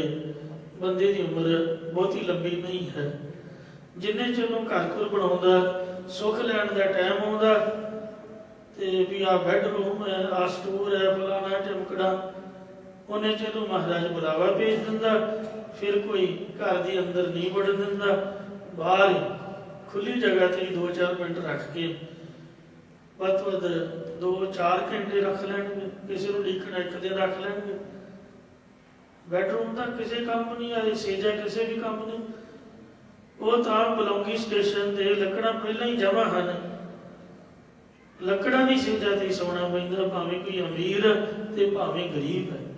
ਨਾਮਦੇਵ ਨੇ ਆਖਿਆ ਓਏ ਸ਼ਾਹੂਕਾਰਾ, ਤੂੰ ਮੇਰੇ ਗਰੀਬ ਦੀ ਝੌਂਪੜੀ ਕੱਖਾਂ ਕੰਨਾਂ ਦੀ ਬਣਾਉਣੀ ਬੜੀ ਔਖੀ ਹੈ ਤੇ ਤੂੰ ਢਾਹ ਕੇ ਆਪਦਾ ਘਰ ਬਣਾਉਣ ਖਾਤਰ ਲਾਲਚ ਕੀਤਾ।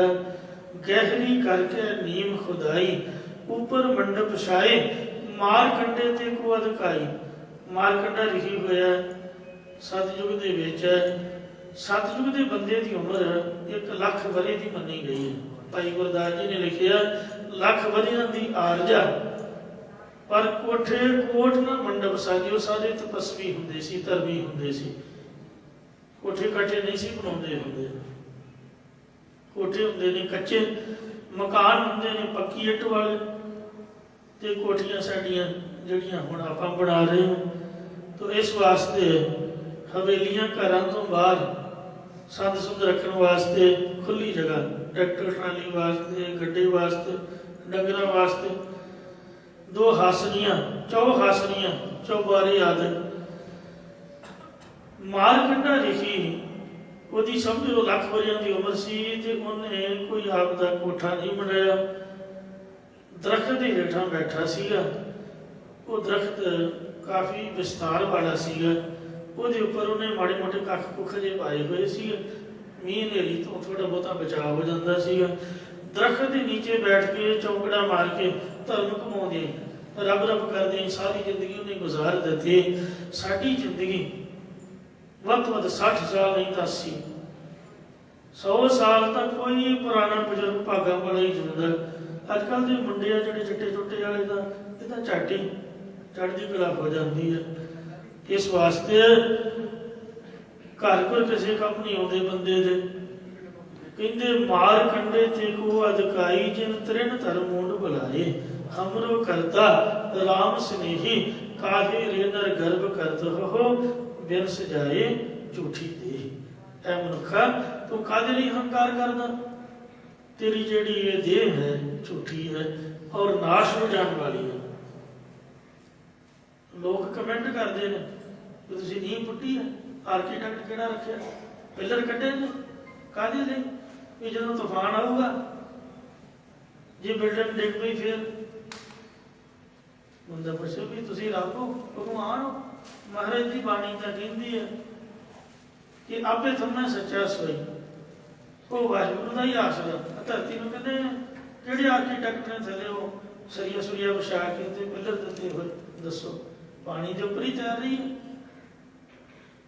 ਹਾਂਗਕਾਂਗ ਗੁਰੂ ਘਰ ਦੀ ਸੇਵਾ ਤੋਂ ਵਿਹਲਾ ਹੋ ਕੇ ਮੈਂ ਜਦ ਸਮੁੰਦਰ ਦੇ ਕਿਨਾਰੇ ਤੇ ਜਾਂਦਾ ਤੇ ਹੇਠਾਂ ਵੱਲ ਵੇਖ ਕੇ ਹਮੇਸ਼ਾ ਹੀ ਸੋਚਦਾ ਰਹਿੰਦਾ। ਕਈ ਵਾਰ ਮੈਂ ਪੁੱਛਿਆ ਵੀ ਵੱਧ ਤੋਂ ਵੱਧ ਇੰਨਾ ਕੁ ਥੰਮੇ ਕਿ ਜਿੰਨਾ ਪਾਣੀ, ਬਸ ਜਿੰਨਾ ਕੁ ਸਟੈਂਡ ਲੱਗਾ। ਮੈਂ ਕਿਹਾ ਵੀ ਜੀ ਉੱਪਰ ਨੂੰ ਆ ਜਾਏ। ਫਿਰ ਕਹਿੰਦੇ ਬਾਬਾ ਜੀ ਅੱਜ ਤੱਕ ਉੱਪਰ ਨੂੰ ਨਹੀਂ ਆਇਆ। ਕਿੰਨੇ 100 ਸਾਲ ਲੰਘ ਗਏ ਨੇ, ਇਹ ਹੇਠਾਂ ਹੀ ਰਹਿੰਦਾ। ਸਮੁੰਦਰ ਦਾ ਇੱਕ ਗੁਣ ਹੈ ਕਿ ਉਹਦੇ ਵਿੱਚ ਨਾ ਪਾਣੀ ਵੱਧਦਾ ਨਾ ਘਟਦਾ। ਹਾਂ, ਤੂਫਾਨ ਤੂਫਾਨ ਜਿਹੜਾ ਉੱਠਦਾ ਉਹ ਤਾਂ ਗੱਲ ਵੱਖਰੀ ਹੈ, ਤੇ ਪਰ ਉੱਪਰ ਨਹੀਂ ਆਉਂਦਾ ਹੈ। ਇਹ ਧਰਤੀ ਤਾਂ ਤੈਰ ਰਹੀ ਹੈ, ਉਹਦੇ ਥੱਲੇ ਕਿਹੜਾ ਸਰੀਆ, ਕਿਹੜੇ ਥੰਮੇ ਬੰਦਾ ਪੁੱਛੇ, ਕਿਹੜੀ ਸਪੋਰਟ ਹੈ। ਨਾਮ ਕੇ ਤਾਰੇ ਸਗਲੇ ਜੰਤ, ਨਾਮ ਕੇ ਤਾਰੇ ਖੰਡ ਬ੍ਰਹਮੰਡ, नाम के तारे सिमृत वेद पुराण, नाम के तारे स्वर्ण ज्ञान ध्यान, नाम के तारे आकाश पाताल, नाम के तारे सगल आकार, नाम के तारे पुरिया सब भवन, नाम के समुद्र सब श्रवण। वो शाहूकार ने माफी मंगी सी। भगत नामदेव जी नूं माता ने आख्या नामदेव तू हुण छपरी छुपरी बना। ते माता दे आखे लाके घरदियां दे आखे लाके तंगड़ी ते वो दातरी लैके सवेरे सवेर अमृत वेले तुर पे काने लैन सरकड़ा वढ़न। नहर के कंढे कंढे सरकड़ा सीगा कानियां वाला, या दातरी मारी तो जिहड़ी तरेल सीगी हथ नूं लगी। भोले पाए बोले रंगराया। नामदेव ने सोचा मना वेख ये रो रहे ने, इन्हां नूं दर्द होई है। फिर उन्हें अपने हाथ से दातरी मार के खून कढ़ लिया। कहते वेख तेरा भी खून निकलिया, तेनों भी दर्द हो रही है। तू आपकी छपरी बनाने वास्ते, आपके सुख वास्ते इन्होंने जिया क्यों दुख दिता है?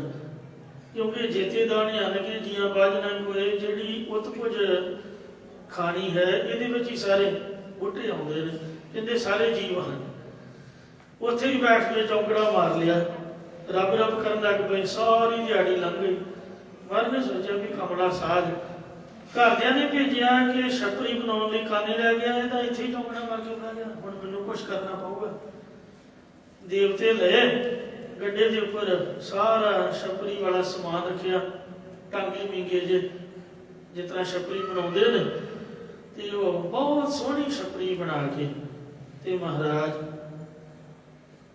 साध संगत जी नामदेव जी का उत्थे रहन वाला जिहड़ा स्थान सीगा बहुत ही सुंदर बना के उत्थों तुर गया। भगत नामदेव जी आए, उन्हें वेखिया भी छपरी बड़ी सोहनी बनी हुई है, ये कौन बना गया? पता चलिया कि कोई वो राजे किस्म का शाहूकार आया सीगा, उहदे नाल सेवक बड़े सीगे। तो उन्हें आख्या भी मैनूं नामदेव ने भेजिया है, ते दसो छपरी कित्थे बनाउणी है। घरदियां ने दसिया भी वो छपरी बना के गए। सूरठ राग दे विच भी ये पावन शब्द है। जद गवंडन ने देखिया ते उन्हें आख्या भी नामदेव तो पै दुगनी मजूरी दे हो, मौको बेटी देव बताई हो। बेटी नाम कारीगर दा, मैनूं कारीगर दा एड्रैस दे दे ते मैं तेरे नालों दुगनी मजदूरी देंगे, मेरी भी छपरी इस तरह की बनवा दे। नामदेव कहन लगा बेटी के गुण सुमरी बाई, जल्द बांध तू थापे हो, नामे के स्वामी सी बहोरी लंक बभीखन आपे हो। जेड़ा बेटी है मिस्त्री है, ये तो बेटी प्रीत मजूरी मांगे, जे को शान शवावे हो, लोक कटंब सब होते तोरै, तो अपन बेटी आवे हो। वो पैसे दी या सोने चांदी मजदूरी नहीं मंगदा, तो प्रीति दी मजदूरी मंगदा है। लोकां दे नालों टब्बर टोर दे नालों आपदे मन दी बिरती नूं तोड़ के जे तुसीं रब नाल जोड़ लओगे तो अपने आप ही तुहाडा घर बनाउण वास्ते पहुंच जाएगा। महाराज संतां के कारज आप खलोया, हर काम करावणे आया नाम। हर मंदिर साहिब अमृत सरोवर की सेवा करने वास्ते खुद भगवान देवतियां नाल आप आया सी। जन के पूर्ण हुए काम, कली काल मह विख्या में लज्जा रखी नाम। गोपाल तेरा आरत, जो जन तुमरी भगत करंत, तिनके कार सवारत। सो नामदेव जी कहते हैं कि जद गुरां की कृपा दृष्टि हुई, ता ही परमात्मा ने आप कारीगर बन के मेरी छपरी बन दी। जो गुरदेव ता छप रछाई, जो गुरदेव सहज निकसाई। सहज पाठ गलत हो गया, सहज है, सहजा का अर्थ है। तो जदों पूजनिक गुरां दी कृपा दृष्टि होई तदों गोदावरी विच रत्नां नाल जड़त सहज निकसाई सहजा कढ के बादशाह नूं दित्ती। अर्थात जदों नामदेव जी ने मरी गां जिउंदी करके बादशाह नूं सच्चा न्याय करन दा उपदेश दिता तदों बादशाह ने खुश हो के रत्नां दे नाल जड़तकारी वाली एक सेजा भेटा कीती ਅਤੇ ਕਿਹਾ ਕਿ ਤੁਸੀਂ ਇਸ ਉੱਪਰ ਬੈਠ ਕੇ ਭਜਨ ਸਿਮਰਨ ਕਰਿਆ ਕਰੋ, ਸੰਗਤਾਂ ਨੂੰ ਦਰਸ਼ਨ ਦਿਆ ਕਰੋ। ਨਾਮਦੇਵ ਜੀ ਨੇ ਕਿਹਾ ਕਿ ਸਾਨੂੰ ਇਸ ਦੀ ਲੋੜ ਨਹੀਂ ਹੈ। ਬਾਦਸ਼ਾਹ ਨੇ ਕਿਹਾ ਕਿ ਮੈਨੂੰ ਚੁੱਕਣ ਲਈ 4 ਨੌਕਰ ਵੀ ਦਿੰਦਾ, ਇਹ ਚੁੱਕੀ ਫਿਰਿਆ ਕਰਨਗੇ। ਜਦੋਂ 4 ਨੌਕਰ ਉਹ ਸੇਜਾ ਚੁੱਕ ਕੇ ਭਗਤ ਨਾਮਦੇਵ ਜੀ ਦੇ ਨਾਲ ਆ ਰਹੇ ਸਨ ਤਦੋਂ ਭਗਤ ਜੀ ਨੇ ਗੋਦਾਵਰੀ ਕਿਨਾਰੇ ਆ ਕੇ ਉਹ ਸੇਜਾ ਨਦੀ 'ਚ ਸੁੱਟਵਾ ਦਿੱਤੀ ਕਿ ਸਾਡੇ ਕਿਸ ਕੰਮ। ਕਿਸੇ ਕੋਲੋਂ ਫ੍ਰੀ ਚੀਜ਼ ਨਹੀਂ ਲੈਣੀ ਚਾਹੀਦੀ ਕਿਉਂਕਿ ਬੰਦਾ ਮੁੱਲ ਖਰੀਦਿਆ ਜਾਂਦਾ, ਉਹਦਾ ਗੁਲਾਮ ਬਣ ਜਾਂਦਾ। ਸਾਡੇ ਗੁਰੂਆਂ ਦਾ ਨਿਯਮ ਹੈ ਕਿ ਗੁਰੂ ਤੇਗ ਬਹਾਦਰ ਨੇ ਸ਼ਹਿਰ ਵਸਾਉਣਾ ਸੀਗਾ ਤੇ ਅਨੰਦਪੁਰ ਸਾਹਿਬ ਦੀ ਜ਼ਮੀਨ ਬਿਲਾਸਪੁਰ ਦੀ ਵਿਧਵਾ ਰਾਣੀ ਤੋਂ ਪੈਸੇ ਦੇ ਕੇ ਮੁੱਲ ਖਰੀਦੀ। ਬਲਕਿ ਮਹਾਰਾਜ ਪੈਸੇ ਨੂੰ ਹੱਥ ਨਹੀਂ ਸੀ ਲਾਉਂਦੇ, ਲਾਲਚ ਨਹੀਂ ਸੀ ਕਰਦੇ। ਉਹ ਕੁਦਰਤੀ ਸੰਗਤਾਂ ਨੇ ਬਹੁਤੀ ਭੇਟਾ ਕਰ ਦਿੱਤੀ ਤੇ ਮਹਾਰਾਜ ਨੇ ਸੰਗਤ ਦਾ ਹੀ ਘਰ ਬਣਾਤਾ। तो इसी तरह महापुरखों का भी ऐसा नियम है। पिंड वाले हजारों थले मारे भी बाबा जी तुहाडा ही सब कुछ कहते नहीं। छप्पड़ नूं भी मुल खरीदया, गंदे पानी वाले छप्पड़ संत करतार सो खालसा पिंडा वाले ने पंचायत में आख्या पैसे मुल पाओ तो पैसे चुको। कल नूं तुहाडे पुत पुत्र आ के रो पाउण कि बाबा जी कित्थे, आपां तां इह गल सहारनी कोई नहीं। तो इस वास्ते जे कोई कहे भी निहंगा कब्जा कर लिया, निहंग तो पहले ही बदनाम ने नीलियां पग्गां वाले भी अपना ही काम नहीं है, पैसे चुको मुल पाओ। गंदे पानी वाला छप्पड़ भी पैसे दे के मुल खरीदे। जिथे महांपुरख चढ़ाई की भाई भानसो का चुबारा कहते हाँ भी गुरमुखा इतने तुम गुरुद्वारा पढ़ूंगा। कहते बाबा जी मैं तो पहले बाहर बह गया, ਜਦੋਂ ਸੰਤਾਂ ਨੇ ਸਰੀਰ ਛੱਡਤਾ ਮੈਂ ਤਾਂ ਉਦੋਂ ਹੀ ਘਰ ਛੱਡ ਕੇ ਬਾਹਰ ਤੁਹਾਡੇ ਕੋਲ ਆ ਕੇ ਬੈਠਾ। ਮੈਂ ਤਾਂ ਘਰ ਦੇ ਅੰਦਰ ਵੜਿਆ ਹੀ ਨਹੀਂ, ਤੁਹਾਡਾ ਹੀ ਹੈ। ਕਹਿੰਦੇ ਭਾਈ ਉਹ ਮਾਇਆ ਧੇਲਾ ਜਾਂ ਕੋਈ ਜਗ੍ਹਾ, ਕਹਿੰਦੇ ਮਾਇਆ ਤਾਂ ਚੰਗੇ ਨਹੀਂ ਲੱਗੀਦਾ। ਫਿਰ ਉਹਨੂੰ ਘਰ ਬਣਾ ਕੇ ਦਿੱਤਾ। ਤਾਂ ਇੰਜ ਇਹ ਸੰਤਾਂ ਸਾਧੂਆਂ ਦਾ ਵੀ ਨਿਯਮ ਹੈ। ਨਾਮਦੇਵ ਨੇ ਸੋਚਿਆ ਵੀ ਆਪਣੇ ਕਿਸ ਕੰਮ ਇਹਦੇ ਮਨ 'ਚ ਕੀਮਤਾਂ ਕੀ ਆ ਜਾਏ। ਤੇ ਪਹਿਲਾਂ ਤਾਂ ਨਾ ਨੌਕਰ ਕੀਤੀ, ਜਦ ਬਦਲ ਬਦੀ ਨੌਕਰਾਂ ਤੋਂ ਹੀ ਚੁਕਵਾ ਦਿੱਤੀ, ਉਹਨਾਂ ਪਾਣੀ ਸੁਟਾਤੀ। ਗੁਰੂ ਗੋਬਿੰਦ ਸਿੰਘ ਮਹਾਰਾਜ ਨੇ ਵੀ ਨਗੀਨਾ ਘਾਟ ਤੇ ਨਗੀਨਾ ਪਾਣੀ ਵਿੱਚ ਸੁੱਟ ਦਿੱਤਾ ਸੀ। ਹੀਰਾ ਘਾਟ ਤੇ ਹੀਰਾ ਪਾਣੀ ਵਿੱਚ ਸੁੱਟ ਦਿੱਤਾ ਸੀ। ਜਿਸ ਵਕਤ ਨਦੀ ਦੇ ਵਿੱਚ ਸੁਟਵਾ ਦਿੱਤੀ, ਨੌਕਰਾਂ ਨੇ ਬਾਦਸ਼ਾਹ ਦੇ ਪਾਸ ਜਾ ਕੇ ਸ਼ਿਕਾਇਤ ਕਰ ਦਿੱਤੀ। बादशाह सुन के बहुत गुस्से में आया क्यों नहीं मेरी ਲੱਖਾਂ रुपये कीमती सेजा की कदर नहीं जानी। तुसीं उह भगत नूं कहो कि मैनूं सेजा वापस चाहिदी है। वो मेरे पुत्र की सेजा सी, मेरे कोलों भुलेखे नाल दित्ती गई है, तुहानूं होर देनी सी। जदों नौकरां ने जाके कहा तो भगत नामदेव जी ने कहा कि जिसने सेजा दित्ती सी उसनूं कहो कि वो आप ही कढ के लै जावे। ਜਦੋਂ ਬਾਦਸ਼ਾਹ ਆਪਣੇ ਨੌਕਰਾਂ ਸਮੇਤ ਆਇਆ ਤੇ ਗੋਦਾਵਰੀ ਵਿੱਚੋਂ ਸੇਜਾ ਕੱਢਣ ਦਾ ਹੁਕਮ ਦੇ ਦਿੱਤਾ। ਜਦ ਗੋਦਾਵਰੀ ਦੇ ਵਿੱਚ ਵੇਖਿਆ ਤਾਂ ਉਸ ਵਰਗੀਆਂ ਬੇਅੰਤ ਸੇਜਾਂ ਨਜ਼ਰੀ ਆਈਆਂ। ਜਦੋਂ ਉਹ 70 ਸੇਜਾਂ ਕੱਢ ਲਈਆਂ ਤਾਂ ਹੋਰ ਲਾਲਚ ਕਰਨ ਲੱਗਾ। ਤਦੋਂ ਭਗਤ ਨਾਮਦੇਵ ਜੀ ਨੇ ਕਿਹਾ ਕਿ हे ਬਾਦਸ਼ਾਹ ਤੂੰ ਹੋਰ ਲਾਲਚ ਕਿਉਂ ਕਰਦਾ ਹੈ? ਤੁਹਾਡੇ ਮੁਸਲਮਾਨਾਂ ਦੀਆਂ ਤਾਂ ਕਿਤਾਬਾਂ ਵਿੱਚ ਲਿਖਿਆ ਕਿ ਜੋ ਦਾਨ ਕਰਦਾ ਹੈ ਜੇ ਤਾਂ ਉਸਦਾ ਫਲ ਇੱਥੇ ਲਵੇ ਤਾਂ ਉਹਨੂੰ 10 ਗੁਣਾ ਮਿਲਦਾ। ਜੇ ਦਾਨ ਦਾ ਫਲ ਇੱਥੇ ਲਵੇ ਤਾਂ 10 ਗੁਣਾ ਮਿਲਦਾ, ਜੇ ਪਰਲੋਕ ਵਿੱਚ ਲਏ ਤਾਂ 70 ਗੁਣਾ ਮਿਲਦਾ। ਤੂੰ ਤਾਂ ਪਰਲੋਕ ਦਾ ਫਲ ਇੱਥੇ ਹੀ ਪਾ ਲਿਆ। ਇੱਕ ਸੇਜਾ ਦਾਨ ਕਰਕੇ 70 ਪਾਣੀ ਜੋ ਕੱਢ ਲਈਆਂ, ਇਹ ਰੱਬ ਦਾ ਖਜ਼ਾਨਾ ਹੀ ਹੋ। ਤੇ ਸੋਚ ਸਮਝ ਕੇ ਇਹਨੂੰ ਵਰਤਣਾ ਹੈ। ਇਸ ਵਾਸਤੇ ਇਹਨਾਂ ਕਹਿ ਕੇ ਬਾਕੀ ਦੀਆਂ ਸੇਜਾਂ ਪਾਣੀ ਦਾ ਰੂਪ ਹੀ ਕਰ ਦਿੱਤੀਆਂ ਨਾਮਦੇਵ ਜੀ ਨੇ। ਭਾਵ ਗੁਰਾਂ ਦੀ ਕਿਰਪਾ ਹੋਣ ਕਰਕੇ ਵੇਖੋ ਭਗਤ ਨਾਮਦੇਵ ਜੀ ਆਪ ਗਰੀਬੀ ਵਿੱਚ ਰਹਿਣਾ ਪਸੰਦ ਕਰਦੇ ਸੀ, ਪਰ ਉਹਨਾਂ ਨੂੰ ਮਹਾਰਾਜ ਨੇ ਖਜ਼ਾਨਾ ਵੇਖੋ ਕੈਸਾ ਦਿੱਤਾ। ਉਹਨਾਂ ਸੇਜਾਂ ਕੱਢ ਕੇ ਦਿਖਾ ਦਿੱਤੀਆਂ। ਆਠ ਦਾਮ ਕੋ ਸ਼ੀਪਰੋ ਹੋਏ ਉਹ ਲਾਖੀਣਾ। ਤੋ ਇਸ ਤਰ੍ਹਾਂ ਗੁਰਾਂ ਦੀ ਕਿਰਪਾ ਹੋਣ ਕਰਕੇ ਉਹ ਰਾਜੀ ਦੀ ਸੇਜਾ ਕੱਢ ਕੇ ਵਿਖਾਲ ਦਿੱਤੀ। ਜੋ ਗੁਰਦੇਵ ਤਾ 68 ਨਾ ਆਇਆ। ਜੇਕਰ ਪੂਜਨੀ ਗੁਰਾਂ ਦੀ ਕਿਰਪਾ ਹੋ ਜਾਵੇ ਤਾਂ ਜੀਵ ਨੂੰ ਘਰ ਬੈਠੇ ਹੀ 68 ਤੀਰਥਾਂ ਤੇ ਇਸ਼ਨਾਨ ਹੋ ਜਾਂਦਾ ਹੈ। ਸੁਣਿਆ 68 ਦਾ ਇਸ਼ਨਾਨ, ਇਸ਼ਨਾਨ ਕਰ ਲੈਂਦਾ ਘਰ ਬੈਠਾ ਹੀ 68 ਤੀਰਥਾਂ ਦੇ ਨਹਾਉਣ ਦਾ ਮਹੱਤ ਮਿਲ ਜਾਂਦਾ। ਜਿਵੇਂ ਗੁਰੂ ਰਾਜੇ ਨੂੰ ਸਿਮਰਨ ਕਰਦਿਆਂ ਘਰ ਵਿੱਚ 68 ਤੀਰਥ ਆ ਕੇ ਇਸ਼ਨਾਨ ਕਰਵਾ ਗਏ ਸਨ। ਹੋਇਆ ਇੰਜ ਕਿ ਜਿਹੜਾ ਪੂਰਵ ਰਾਜਾ ਸੀ ਇਹਦੇ ਕੋਲ ਸੰਤ ਮਹਾਤਮਾ ਆਏ, ਕਹਿਣ ਲੱਗੇ ਆਓ ਰਾਜਨ ਤੁਹਾਨੂੰ ਤੀਰਥਾਂ ਦੇ ਇਸ਼ਨਾਨ ਕਰਵਾ ਲਿਆਈਏ। ਕਹਿੰਦੇ ਨਹੀਂ ਭਾਈ ਮੈਂ ਤਾਂ ਇੱਥੇ ਹੀ ਚੰਗਾ ਹਾਂ। ਕਹਿਣ ਲੱਗੇ ਨਹੀਂ ਬੜਾ ਮਹਾਤਮ ਹੈ ਇਸ਼ਨਾਨ ਕਰਨ ਦਾ। ਉਹਨਾਂ ਦੇ ਮਨ ਦਾ ਫੁਰਨਾ ਬਣ ਗਿਆ। ਜਦ ਮਨ ਦਾ ਫੁਰਨਾ ਬਣਿਆ ਤਾਂ ਮਹਾਰਾਜ ਨੇ ਆਕਾਸ਼ਬਾਣੀ ਦੁਆਰਾ ਕਿਹਾ ਰਾਜਨ ਤੂੰ ਨਾਮ ਜਪਦਾ ਤੈਨੂੰ ਕਿਤੇ ਤੀਰਥਾਂ ਦੇ ਨਹਾਉਣ ਦੀ ਲੋੜ ਨਹੀਂ। ਕਹਿੰਦਾ ਨਹੀਂ ਮਹਾਰਾਜ ਸਾਧੂ ਕਹਿੰਦੇ ਨੇ। ਕਹਿੰਦੇ ਚੰਗਾ ਫਿਰ ਤੈਨੂੰ ਕਿਤੇ ਜਾਣ ਦੀ ਜ਼ਰੂਰਤ ਨਹੀਂ। 68 ਤੀਰਥ ਇੱਥੇ ਤੇਰੇ ਕੋਲ ਹੀ ਆ ਜਾਣਗੇ। ਉੱਥੇ ਗੁਰੂ ਰਾਜੇ ਕੋਲ 68 ਤੀਰਥ ਆ ਗਏ। ਉਹਦਾ ਚਬੱਚਾ ਪਾਣੀ ਵਾਲਾ ਭਰ ਦਿੱਤਾ ਹੌਦ ਜਿਹਾ, ਕਹਿੰਦੇ ਕਰਨਾ ਇਸ਼ਨਾਨ। ਇਉਂ ਦੂਰਬਾ ਪੁਰੂਰਵ ਅੰਗਰ ਗੁਰ ਨਾਨਕ ਜਸ ਗਾਇਓ। ਪੱਟਾਂ ਦੇ ਸਵਈਆਂ 'ਚ ਪੁਰੂਰਵ ਰਾਜੇ ਦਾ ਜ਼ਿਕਰ ਆਇਆ।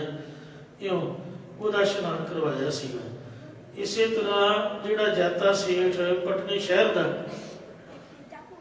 ਲੋਕਾਂ ਨੇ ਸ਼ਿਕਾਇਤ ਕੀਤੀ ਮਹਾਰਾਜ ਇਸ਼ਨਾਨ ਨਹੀਂ ਕਰਦਾ, ਖਲਵਾਈ ਸੀ। ਸਤਿਗੁਰੂ ਜੀ ਨੇ ਕੀਰਤਨ ਦਰਬਾਰ ਕੀਤਾ। ਉਹਦਾ ਜਿਹੜਾ ਚਬੱਚਾ ਸੀ ਉੱਥੇ ਗੰਗਾ ਗਾਂ ਦਾ ਰੂਪ ਧਾਰ ਕੇ ਆਈ। ਰਾਤ ਦੇ 12 ਵਜੇ ਤੋਂ ਬਾਅਦ ਉਹਨੇ ਮੂੰਹ ਖੋਲ ਕੇ ਜਲ ਨਾਲ ਭਰ ਦਿੱਤਾ। ਜੈਤਾ ਸੇਠ ਉਹਦੇ 'ਚ ਬੈਠ ਕੇ ਇਸ਼ਨਾਨ ਕਰਨ ਲੱਗ ਪਿਆ। ਫਿਰ ਉਹਨੇ ਪਾਣੀ ਪੀ ਲਿਆ ਤੇ ਚਲੀ ਗਈ। ਮਹਾਰਾਜ ਕਹਿੰਦੇ ਵੇਖ ਲਓ ਤੁਸੀਂ ਸੁੱਤੇ ਪਏ ਹੁੰਦੇ ਹੋ, ਤੁਹਾਨੂੰ ਕੀ ਪਤਾ। ਕਿਉਂਕਿ ਅੱਜ ਕੱਲ੍ਹ ਤਾਂ ਕਮਰੇ 'ਚ ਹੀ ਵਾਸ਼ਰੂਮ ਨੇ, ਪਤਾ ਨਹੀਂ ਲੱਗਦਾ ਗੁਆਂਢੀਆਂ ਨੂੰ। ਉਹ ਪੁਰਾਣਾ ਟਾਈਮ ਹੁੰਦਾ ਸੀਗਾ ਸਿਰ ਤੇ ਕਿਰਪਾਨ ਬੰਨੀ ਹੋਣੀ, ਆਪਾਂ ਦੌੜੇ ਜਾਣਾ ਬਾਹਰ, ਸਾਰਿਆਂ ਨੂੰ ਵੇਖਣਾ ਵੀ ਬੰਦਾ 6 ਵਜੇ ਉੱਠਿਆ ਲੇਟ ਹੋ ਗਿਆ। ਉਹ ਸਾਰੇ 4 ਵਜੇ ਉੱਠਦੇ ਹੁੰਦੇ ਸੀਗੇ ਤੇ ਹੁਣ ਭਾਵੇਂ 10 ਵਜੇ ਉੱਠੋ ਕਿਸੇ ਨੂੰ ਕੁਛ ਪਤਾ ਨਹੀਂ ਲੱਗਦਾ। ਇਸ ਤਰ੍ਹਾਂ ਉਹ ਗੰਗਾ ਦੂਰ ਸੀਗੀ, ਕਿਸੇ ਆਉਂਦੇ ਜਾਂਦੇ ਨਹਾਉਂਦਿਆਂ ਨੂੰ ਦੇਖਿਆ ਨਹੀਂ ਸੀਗਾ। ਜਦ ਮਹਾਰਾਜ ਨੇ ਦਿਖਾਇਆ ਸਭਨਾਂ ਦਾ ਨਿਸ਼ਚਾ ਹੋ ਗਿਆ।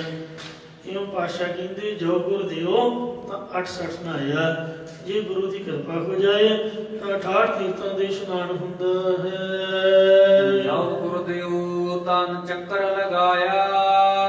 ਜੇਕਰ ਪੂਜਨੀ ਗੁਰਾਂ ਦੀ ਕਿਰਪਾ ਦ੍ਰਿਸ਼ਟੀ ਹੋ ਜਾਵੇ, ਇਸ ਕਿਰਪਾ ਵਿੱਚ ਹੀ ਸਰੀਰ ਉੱਪਰ ਚੱਕਰ ਲੱਗ ਜਾਂਦੇ ਨੇ। ਭਾਵ ਜਿਵੇਂ ਵੈਸ਼ਨਵ ਮੱਤ ਵਾਲੇ ਬਾਹਾਂ ਉੱਪਰ ਚੱਕਰ ਦਾ ਚਿੰਨ੍ਹ ਜਿਹਾ ਬਣਾਉਂਦੇ ਨੇ, ਭਗਤ ਨਾਮਦੇਵ ਜੀ ਕਥਨ ਕਰਦੇ ਕਿ ਸਾਨੂੰ ਇਹਨਾਂ ਚੱਕਰਾਂ ਦੇ ਲਾਉਣ ਦੀ ਲੋੜ ਨਹੀਂ। ਜੋ ਗੁਰਾਂ ਦੀ ਕਿਰਪਾ ਹੋਈ ਹੈ ਇਸ ਵਿੱਚ ਹੀ ਸਾਰੇ ਚੱਕਰ ਬੱਕਰ ਆ ਗਏ ਨੇ। ਜਿਵੇਂ ਪ੍ਰਿਥੂ ਰਾਜੇ ਦੇ ਸਰੀਰ ਉੱਪਰ ਦੁਆਰਕਾ ਗਏ ਤੋਂ ਬਿਨਾਂ ਹੀ ਹਰੀ ਨੇ ਚਿੰਨ੍ਹ ਛਾਪਾ ਤਿਲਕ ਆਦਿ ਲਗਾ ਦਿੱਤਾ ਸੀਗਾ। ਜਾਂ ਜਦੋਂ ਗੁਰਾਂ ਦੀ ਕਿਰਪਾ ਹੋਈ ਤਾਂ ਅਮਰੀਕ ਰਾਜੇ ਦੀ ਰੱਖਿਆ ਲਈ ਭਗਵਾਨ ਨੇ ਦੁਰਵਾਸ਼ਾ ਰਿਸ਼ੀ ਦੇ ਸਰੀਰ ਮਗਰ ਆਪਣਾ ਸੁਦਰਸ਼ਨ ਚੱਕਰ ਲਗਾ ਦਿੱਤਾ। ਜਾਂ ਜਦੋਂ ਗੁਰਾਂ ਦੀ ਕਿਰਪਾ ਦ੍ਰਿਸ਼ਟੀ ਹੋਈ ਤਾਂ ਸਰੀਰ ਦੇ ਅੰਦਰ ਪਰਮਾਤਮਾ ਦੇ ਸਿਮਰਨ ਰੂਪੀ ਚੱਕਰ ਦਾ ਪ੍ਰਵਾਹ ਲੱਗ ਆਇਆ। ਜਿਸ ਤਰ੍ਹਾਂ ਚੈਨ ਘੁੰਮਦੀ ਹੈ, ਪਟਾ ਨਹੀਂ ਹੁੰਦਾ, ਇਸ ਤਰ੍ਹਾਂ ਵਾਹਿਗੁਰੂ ਨਾਲ ਵਾਹਿਗੁਰੂ ਜੁੜਿਆ ਹੋਇਆ ਤੇ ਉਹ ਜਗਮਗ ਜਗਮਗ ਕਰ ਰਿਹਾ। ਆ ਜਿਹੜੀ ਦੀਵਾਲੀ ਹੈ ਤਾਂ ਬਾਹਰਲੀਆਂ ਲਾਈਟਾਂ ਤਾਂ ਖਰਾਬ ਹੋ ਜਾਂਦੀਆਂ, ਬਿਜਲੀ ਚਲੀ ਜਾਂਦੀ, ਅੱਖਾਂ ਝੁੰਡਿਆ ਜਾਂਦੀਆਂ। ਜਿਹੜਾ ਮਹਾਰਾਜ ਦਾ ਵਾਹਿਗੁਰੂ ਹੈ ਵਾਵੇ ਕਰਨਾ ਹਾਈ ਸਰੀ ਗੰਗੇ ਅੰਗੜਾਲੇ ਤੱਕ ਇਹ ਪਟੇ ਦੀ ਤਰ੍ਹਾਂ ਚੈਨ ਦੀ ਤਰ੍ਹਾਂ ਆਟੋਮੈਟਿਕ ਬਿਨਾਂ ਕਿਸੇ ਕਰੰਟ ਤੋਂ ਬਿਨਾਂ ਦੂਸਰੀ ਡੀਸੀ ਪਾਵਰ ਤੋਂ ਆਪਣੇ ਆਪ ਹੀ ਵਾਹਿਗੁਰੂ ਵਾਹਿਗੁਰੂ ਅਜਪਾ ਜਾਪ ਨਾ ਵਿਸਰੈ ਆਦਿ ਗਾਤ ਸਮਾਈ। ਵਾਹਿਗੁਰੂ ਵਾਹਿਗੁਰੂ ਵਾਹਿਗੁਰੂ ਵਾਹਿ ਜੀਓ। ਗੁਰੂ ਗ੍ਰੰਥ ਸਾਹਿਬ 'ਚ ਪੰਕਤੀ ਲਿਖੀ ਹੈ, ਇਹਦੇ ਦਰਸ਼ਨ ਕਰਨੇ ਚਾਹੀਦੇ ਨੇ, ਪਰ ਇਹਨਾਂ ਨੂੰ ਅੱਖਾਂ ਅੱਗੇ ਰੱਖਣਾ ਚਾਹੀਦਾ। ਜੇ ਕਿਤੇ ਨਿਗਾਹ ਸੱਜੇ ਖੱਬੇ ਵੀ ਹੋ ਜਾਏ ਤਾਂ ਉਹ ਨਾਮ ਹੀ ਅੱਗੇ ਹੋਵੇ। ਤਾਂ ਇਸ ਤਰ੍ਹਾਂ ਇਹ ਮਹਾਰਾਜ ਨੇ ਸਾਡਾ ਚੱਕਰ ਚਲਾ ਦਿੱਤਾ ਹੈ ਅਜੱਪਾ ਜਾਪ ਦਾ। ਤੋ 12 ਜੋਤਿਰਲਿੰਗ ਮੰਨੇ ਗਏ ਹਨ। द्वारका तो 60 को पूर्व प्रभास क्षेत्र च सोमनाथ ते गोदावरी के किनारे के पंचवटी पास तरव्यंक इत्यादि ये हिंदुओं के सो साध संगत जीव चक्कर आदि ते लिंग आदि हैं। जो गुरुदेव ता द्वादश सेवा ਚੱਕਰਾਂ ਦੇ ਵਿੱਚ ਨਹੀਂ ਪੈਂਦੇ ਜਾਂ ਕਿਸੇ ਯਾਤਰਾਤਕ ਵਾਸਤੇ ਕਿਤੇ ਅਸਥਾਨ ਦੇ ਚੱਕਰ ਵਿੱਚ ਨਹੀਂ ਪੈਂਦੇ। ਮਹਾਰਾਜ ਨੇ ਸਾਨੂੰ ਨਾਮ ਦੀ ਬਖਸ਼ਿਸ਼ ਕਰ ਦਿੱਤੀ। ਨਾਮਦੇਵ ਜੀ ਕਹਿੰਦੇ ਨੇ ਜਦ ਪੂਜਨੀ ਗੁਰਾਂ ਦੀ ਕਿਰਪਾ ਦ੍ਰਿਸ਼ਟੀ ਹੋਈ ਤਾਂ 12 ਜੋਤਿਰਲਿੰਗ ਦੀ ਸੇਵਾ ਵੀ ਹੋ ਗਈ ਜਾਂ 12 ਪ੍ਰਮੁੱਖ ਦੇਵੀ ਦੇਵਤਿਆਂ ਵਿਸ਼ਨੂੰ ਲక్ష్ਮੀ शिव जी पार्वती ब्रह्मा सरस्वती गणेश काली भैरव सूरज इंद्र ते यम आदि की पूजा भी हो गई। जो गुरुदेव सबा बिख मेवा जदों पूजनी गुरां दी मेहर हुई तां सारे जहर भी फल भाव अमृत रूप हो गए। जिवें मीरा बाई नूं ਉਹਦੇ ਜੇਠ ਨੇ ਖਿਚੜੀ ਰਿੰਨ ਕੇ ਜ਼ਹਿਰ ਮਿਲਾ ਕੇ ਦੇ ਦਿੱਤੀ ਵੀ ਇਹ ਨੱਚਦੀ ਹੈ, ਸਾਡੀ ਕੋਲ ਨੂੰ ਲਾਜ ਲੱਗਦੀ ਹੈ। ਮੀਰਾ ਬਾਈ ਨੇ ਪਹਿਲਾਂ ਭਗਵਾਨ ਨੂੰ ਭੋਗ ਲਵਾਇਆ, ਜਿਸ ਤੋਂ ਭਗਵਾਨ ਨੇ ਉਹ ਜ਼ਹਿਰ ਆਪਣੇ ਅੰਦਰ ਖਿੱਚ ਲਈ, ਉਹਦਾ ਰੰਗ ਨੀਲਾ ਹੋ ਗਿਆ। ਫਿਰ ਉਹ ਖਿਚੜੀ ਮੀਰਾ ਬਾਈ ਨੇ ਖਾ ਲਈ, ਉਹਨੂੰ ਕੁਝ ਵੀ ਨਾ ਹੋਇਆ। ਇਸੇ ਤਰ੍ਹਾਂ ਜਿਵੇਂ ਸਮੁੰਦਰ ਰਿੜਕਣ ਸਮੇਂ ਉਹਦੇ ਚੋਂ ਨਿਕਲੀ ਜ਼ਹਿਰ शिव जी ने नाम के आसरे अपने कंठ में हजम कर ली, कुछ भी नहीं होया। बाबा आया सिंह जी जिवें उन्होंने सेवक ने दुध च 3 बार जहर पा के दी, पर वो सिमन के आसरे दुध पी जाते रहे, कुछ भी ना होया। इस तरह जहर भी अमृत हो जाती है। जो गुरुदेव का संसार टूटे, जेकर पूजनी गुरां दी कृपा दृष्टि हो जाए ਤਾਂ ਪ੍ਰਮਾਣ ਵਿਪਰਜੇ ਆਦਿਕ ਸੰਸਾਰ ਟੁੱਟ ਜਾਂਦਾ, ਨਾਸ਼ ਹੋ ਜਾਂਦਾ ਹੈ। ਜਾਓ ਗੁਰਦੇਵ ਤਾ ਜਮ ਦੇ ਛੂਟਾ, ਜੇਕਰ ਪੂਜਨੀ ਗੁਰਾਂ ਦੀ ਮਿਹਰ ਹੋ ਜਾਵੇ ਤਾਂ ਜੀਵ ਜਮਾਂ ਦੇ ਬੰਧਨਾਂ ਤੋਂ ਵੀ ਛੁੱਟ ਜਾਂਦਾ ਹੈ। ਗਵਾਲੀਅਰ ਦਾ ਕਿਲਾ ਤਾਂ ਬੜਾ ਛੋਟਾ ਹੈ। ਜਾਓ ਗੁਰਦੇਵ ਤਾ ਪਾਉ ਜਲ ਤਾਰਾ, ਜੇਕਰ ਪੂਜਨੀ ਗੁਰਾਂ ਦੀ ਕਿਰਪਾ ਦ੍ਰਿਸ਼ਟੀ ਹੋ ਜਾਵੇ ਤਾਂ ਜੀਵ ਸੰਸਾਰ ਸਮੁੰਦਰ ਤੋਂ ਸੌਖਾ ਹੀ ਤਰ ਜਾਂਦਾ ਹੈ। ਜੋ ਗੁਰਦੇਵ ਤਾ ਜਨਮ ਨਾ ਮਰੈ, ਜੇਕਰ ਪੂਜਨੀਕ ਗੁਰਾਂ ਦੀ ਕਿਰਪਾ ਮਿਹਰ ਹੋ ਜਾਵੇ ਤਾਂ ਜੀਵ ਜੰਮਣ ਮਰਨ ਵਿੱਚ ਨਹੀਂ ਆਉਂਦਾ। ਜੋ ਗੁਰਦੇਵ 8-10 ਵਿਵਹਾਰ, ਜੇਕਰ ਪੂਜਨੀ ਗੁਰਾਂ ਦੀ ਕਿਰਪਾ ਦ੍ਰਿਸ਼ਟੀ ਹੋ ਜਾਏ ਤਾਂ 18 ਪੁਰਾਣਾਂ ਦਾ ਵਿਹਾਰ ਸਿਧਾਂਤ ਜਾਣ ਲਈਦਾ ਹੈ। ਇਹਦੇ ਵਿੱਚ ਅਵਤਾਰਾਂ ਰਾਜਿਆਂ ਆਦਿਕ ਦੀ ਕਥਾ ਹੈ। ਜੋ ਗੁਰਦੇਵ 18 ਭਾਰ, ਜੇਕਰ ਪੂਜਨੀ ਗੁਰਾਂ ਦੀ ਕਿਰਪਾ ਦ੍ਰਿਸ਼ਟੀ ਹੋ ਜਾਵੇ ਤਾਂ 18 ਭਾਰ ਬਨਸਪਤੀ ਵੀ ਅੰਮ੍ਰਿਤ ਫਲ ਬਣ ਜਾਂਦੀ ਹੈ। 18 ਭਾਰ ਭਾਵ 18 ਪਰਬਾਂ ਵਾਲੀ ਮਹਾਂਭਾਰਤ ਦਾ ਸਿਧਾਂਤ ਜਾਣ ਲਈਦਾ ਹੈ। ਮੈਨੂੰ ਗੁਰਦੇਵ ਆਵਰ ਨਹੀਂ ਜਾਈ, ਸਾਡੀ ਤਾਂ ਪੂਜਨੀਕ ਸ੍ਰੀ ਗੁਰੂ ਗ੍ਰੰਥ ਸਾਹਿਬ ਜੀ ਤੋਂ ਬਿਨਾਂ ਹੋਰ ਕੋਈ ਵੀ ਜਗ੍ਹਾ ਨਹੀਂ ਹੈ ਕਿ ਜਿੱਥੇ ਜਾ ਕੇ ਅਸੀਂ ਆਪ ਦਾ ਗੁਜ਼ਾਰਾ ਕਰ ਸਕੀਏ। ਸਾਡਾ ਤਾਂ ਇਹੀ ਘਰ ਹੈ, ਇਹੀ ਪੂਜਾ ਵਾਲਾ ਸਥਾਨ ਹੈ। ਨਾਮ ਦਿਓ ਗੁਰ ਕੀ ਸਰਣਾਈ, ਭਗਤ ਨਾਮਦੇਵ ਜੀ ਕਹਿੰਦੇ ਨੇ ਇਸ ਲਈ ਅਸਾਂ ਤਾਂ ਗੁਰਾਂ ਦੀ ਓਟ ਹੀ ਲੈਣਾ ਕੀਤੀ ਹੈ। ਤੁਹਾਡੇ ਵੀ ਚਰਨਾਂ 'ਚ ਬੇਨਤੀ ਹੈ। ਗੁਰੂ ਗੋਬਿੰਦ ਸਿੰਘ ਜੀ ਦਾ ਤਾਂ ਹੁਕਮ ਹੈ, ਬੇਨਤੀ ਭਾਵੇਂ ਮੰਨੋ ਤੇ ਭਾਵੇਂ ਨਾ ਮੰਨੋ, ਪਰ ਹੁਕਮ ਹਰ ਹੀਲੇ ਮੰਨਣਾ ਹੀ ਪੈਂਦਾ ਹੈ। ਸਭ ਸਿੱਖਣ ਕੋ ਹੁਕਮ ਹੈ, ਗੁਰੂ ਮਾਨਿਓ ਗ੍ਰੰਥ ਸ੍ਰੀ ਗੁਰੂ ਗ੍ਰੰਥ ਸਾਹਿਬ ਨੂੰ ਮੰਨੀਏ ਤੇ ਪੂਜੀਏ। ਜੇ ਇਹਨਾਂ ਦੇ ਚਰਨਾਂ ਨਾਲ ਲੱਗਾਂਗੇ ਤਾਂ ਗੁਰੂ ਸਾਹਿਬ ਜੀ ਲੋਕ ਪਰਲੋਕ ਵਿੱਚ ਸਾਡੇ ਰੱਖਿਅਕ ਹੋਣਗੇ।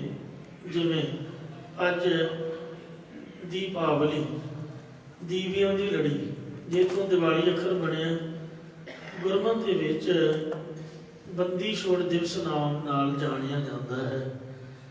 ਗੁਰੂ ਹਰਗੋਬਿੰਦ ਸਾਹਿਬ ਛੇਵੇਂ ਪਾਤਸ਼ਾਹ ਨੇ ਉਮਰ ਕੈਦੀ ਰਾਜਿਆਂ ਨੂੰ ਗਵਾਲੀਅਰ ਦੇ ਕਿਲੇ ਵਿੱਚੋਂ 52 ਤੇ 52 ਹੀ ਰਾਜਿਆਂ ਨੂੰ ਆਪਦੇ ਚੋਲੇ ਦੀਆਂ ਕਲੀਆਂ ਪਕੜਾ ਕੇ, ਇੱਕ ਤਾਂ ਗਵਾਲੀਅਰ ਦਾ ਮੁੱਖ ਦਰਵਾਜ਼ਾ ਹੈ ਵੱਡਾ, ਜਿਹੜਾ ਗੁਰਦੁਆਰੇ ਸਾਹਿਬ ਵਾਲੇ ਪਾਸੇ ਖੁੱਲ੍ਹਦਾ, ਇੱਕ ਛੋਟਾ ਹੇਠਾਂ ਪੌੜੀਆਂ ਉਤਰ ਕੇ ਸ਼ਹਿਰ ਨੂੰ ਜਾਂਦਾ ਹੈ, ਉਧਰ ਦੀ ਮਹਾਰਾਜ ਨੇ ਕੱਢਿਆ ਸੀ ਉਹਨਾਂ ਨੂੰ। ਇੱਕ ਸਾਧੂ ਨੂੰ ਦਰਸ਼ਨ ਦਿੱਤੇ।